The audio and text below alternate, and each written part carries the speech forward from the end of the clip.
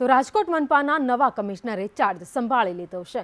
મનપા commissioner DP દેસાઈએ charge સંભાળ્યો છે। આનંદ પટેલને હટાવ્યા બાદ ડીપી દેસાઈની નિમણૂક કરવામાં આવી અને ડીપી દેસાઈ ચાર્જ સંભાળતાની સાથે જ એક્શન મોડમાં પણ આવી ગયા છે।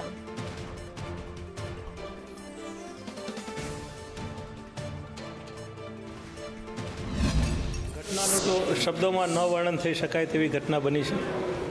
રાજ્ય સરકારે જે ત્વરિત પગલાં લીધેલા છે તેના ભાગરૂપે આજે મારું અહીંયા રાજકોટ મહાનગરપાલિકામાં મ્યુનિસિપલ કમિશનર તરીકે પોસ્ટિંગ થયેલું છે।